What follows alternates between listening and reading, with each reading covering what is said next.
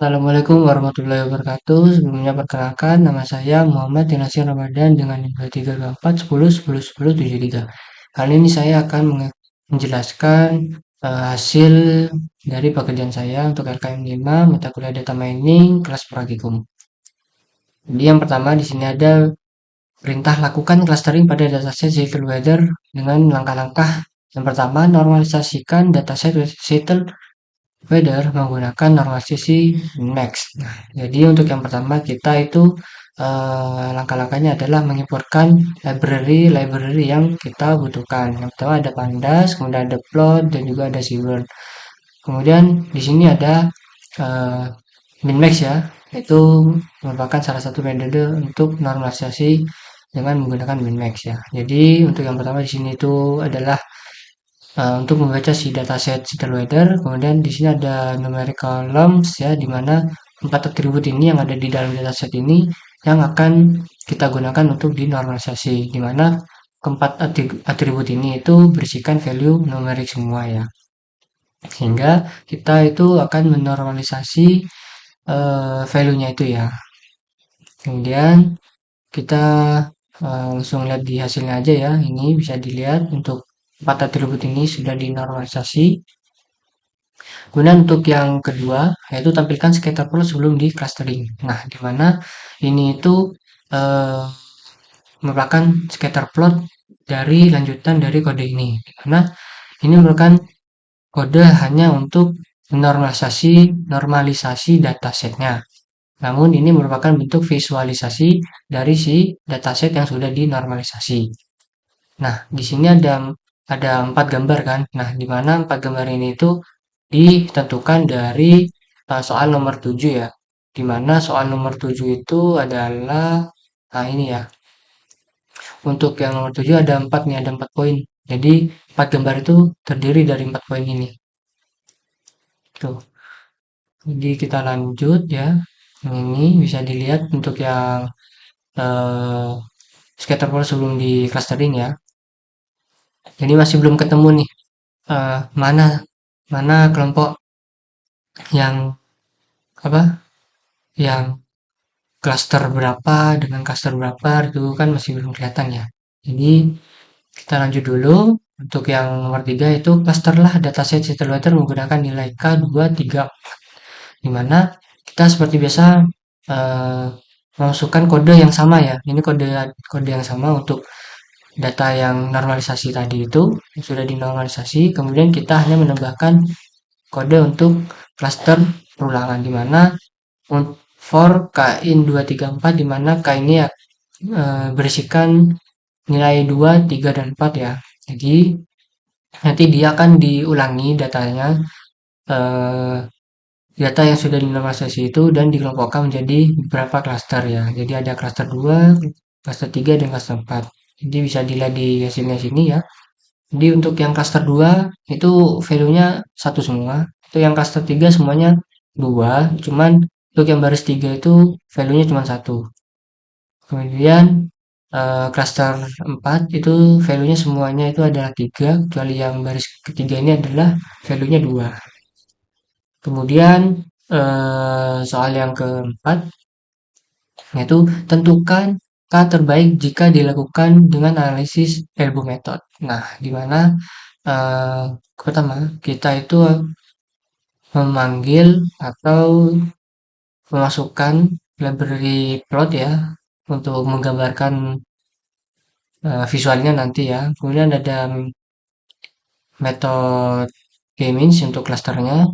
Nah, di mana yang pertama itu adalah menentukan nilai inertia ya untuk nilai K dari 1 sampai 10. Nah, di mana untuk elbow method itu akan dibandingkan nilai K ya, nilai K1 sampai K10. Nah, jadi di mana nanti di dalam kodenya ini itu hanya perulangan dari K1 sampai K10 ya. Bisa dilihat di visualnya ini ya langsung di mana untuk yang K1 itu nilainya kan tinggi. Nah, tapi semakin maju atau semakin besar nilai K-nya itu malah value-nya itu semakin kecil ya, semakin sedikit gitu. Kemudian untuk yang nomor 5. Nah, tampilkan scatter plot setelah clustering. Nah, ini merupakan lanjutan dari yang nomor satu tadi ya. Nah, kalau misalnya nomor satu, yang nomor dua maaf. Yang nomor dua tadi itu sebelum di clustering ya, yang masih belum kelihatan nih perbedaannya yang mana, gitu kan. Nah, untuk yang eh, sudah di clustering tuh bisa kelihatan jelas. Nah, mana ini untuk yang clustering dengan nilai 2 ya. Ini ada 4 gambar ya, sesuai dengan tadi itu yang di nomor 7 ya. Ada empat poin. Kemudian untuk yang K-nya 3 ya, ini juga mulai kelihatan di mana K-nya 3 itu adalah menam, menambah warnanya ya. Kalau cluster 2 tadi kan ada dua kelompok tuh, cuma dua warna. Kalau K3 berarti ada tiga warna. Ini ada nambah warna hijau ya. Nah, untuk yang keempat, nah ini juga sama, cuman ada perubahan bentuk juga dari masing-masing clusternya ini ya. Jadi jika tadi yang hijau itu ini baru masuk ya, baru masuk nih untuk ke antara biru dan orange ya. Nah, untuk yang 4 dia sudah di tengah-tengah antara biru dan orange untuk yang warna hijau. Nah, untuk yang warna merah dia baru kayak eh, apa ya, tersebar lah gitu ya, tersebar. Begitu juga dengan yang lain. Nah, kemudian yang soal yang keenam yaitu analisislah perbandingan scatter plot sebelum clustering dan setelah clustering. Nah, untuk yang pertama, visualisasi sebelum clustering. Di sini ada 3 poin, di mana data yang divisualisasikan dengan warna unggul ya, warna unggul, salah, warna tunggal, itu warna biru. Dimana seperti tadi yang pada soal nomor 2, itu kan visualisasinya kan masih warna biru, cuman monoton ya, warnanya masih satu. Untuk semua pasangan variabel, di mana ada precipitation dan juga versus max ya, dan seterusnya. Kemudian tidak ada indikasi klaster atau pengelompokan yang jelas secara visual. Nah, sesuai dengan warnanya tadi ya, jadi masih belum ada eh, gambaran yang jelas antara kelompok yang klaster berapa itu. Klaster itu kan gunanya itu kan mengelompokkan kan ya, mengelompokkan. Jadi kita masih belum tahu nih mana aja kelompok-kelompok yang unggul atau yang bagus tuh yang mana ya. Kemudian untuk distribusinya, distribusi data terlihat menyebar dan acak, terutama pada sumbu precipitation yang banyak mengelompokkan di nilai rendah dekat nol ya. Kemudian di sini adalah visualisasi setelah di clustering. Data telah dikelompokkan menjadi dua cluster dengan warna biru dan oranye ya. Ini untuk yang apa? Yang K2 tadi ya. Untuk yang K2 ini, ya, ini kan biru dan orange ya. Untuk yang K3, dia ada tiga, ada biru, orange, dan hijau. Untuk yang keempat, itu ada biru, hijau, orange, sama merah. Jadi, kemudian hasil clustering memberikan insight tambahan. Nah, untuk yang pertama, poin yang pertama ini ada precipitation versus Remax ya, di mana cluster biru mendominasi area precipitation yang sangat rendah dan Tmax yang tinggi. Cluster oranye cenderung muncul di daerah dengan precipitation lebih bervariasi dan Tmax yang lebih rendah. Kemudian hal ini menunjukkan adanya potensi dua kondisi cuaca yang berbeda. Dan untuk yang kedua ada Temin dan wind. Cluster oranye mendominasi area dengan Temin rendah ke sedang. Cluster biru mendominasi Temin tinggi dan wind yang rendah. Terlihat bahwa suhu minimum mungkin berkorelasi negatif dengan kecepatan angin dalam salah satu cluster. Untuk yang ketiga, precipitation versus Temin, di mana cluster oranye cenderung terkonsentrasi di area precipitation dan Temin yang rendah. Cluster biru lebih tersebar dengan Temin lebih tinggi. Hal ini dapat mengindikasikan pola curah hujan ringan di suhu rendah dan sebaliknya. Untuk yang poin 4, Tmax versus Wind, di mana pemisahan cluster sangat jelas. Cluster biru muncul pada Tmax tinggi dan wind yang rendah. Cluster oranye cenderung pada Tmax rendah dan wind yang tinggi. Hal ini sangat mengindikasikan bahwa suhu maksimum dan angin adalah variabel penting untuk membedakan dua kondisi cuaca yang diklasterkan. Nah, untuk soal yang terakhir, yaitu tentukan manakah K terbaik jika dilakukan analisis secara visual. Ya, nah ini tadi ya tugas nomor 1 sampai 6. Nah ini tuh masing-masing ada 4 poin ini.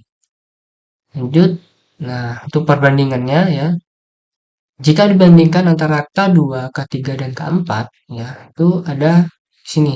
Untuk yang K2, sudah cukup baik memisahkan data menjadi dua kelompok utama, yaitu cluster terlihat padat dan cukup jelas, seperti terlihat pada scatter time max dan versus wind ya. Untuk yang K3, memungkinkan kemungkinan besar menambah cluster yang sedikit meningkatkan pemisahan, seperti bisa menyebabkan overlap jika tidak benar-benar signifikan. Untuk yang keempat, dari elbow method, terlihat bahwa manfaat penambahan cluster sudah mulai menurun. Kecenderungannya adalah overfitting jika data sebenarnya hanya punya 2 sampai 3 kelompok alami. Sehingga dapat disimpulkan dari perbandingan ketiga K ini ya, nilai K ini, bahwa nilai K yang terbaik secara visual yaitu adalah K2. Kenapa? Karena visual cluster sudah cukup rapi dan terpisah dan terutama pada elbow method menunjukkan penurunan terbesar dari K1 ke K2 yang sangat jelas. Nah, di mana kita ulang lagi untuk yang elbow method tadi. Nah, ini ya, kenapa K2 itu bisa dibilang apa ya, nilai yang terbaik karena dia itu berada di tengah-tengah. Jadi dia tidak terlalu tinggi dan tidak terlalu rendah. Jadi kan untuk yang K1 ke K2 kan turunnya kan sangat jauh nih, ya kan. Untuk 2 ke 3 juga masih lumayan cukup jauh ini kan ya. Jadi ya dia di tengah-tengah itu sudah merupakan bentuk yang sangat cukup bagus lah. Jadi untuk yang hasil dan analisis datanya yang bisa saya dapat yaitu di mana proses clustering pada dataset Seattle Weather dilakukan melalui beberapa tahapan, dimulai dari normalisasi data menggunakan metode Mimax, kemudian dilanjutkan dengan visualisasi data sebelum dan sesudah proses clustering. Kemudian sebelum dilakukan clustering, scatter plot menunjukkan persebaran data yang acak dan tidak memperlihatkan adanya pengelompokan yang jelas.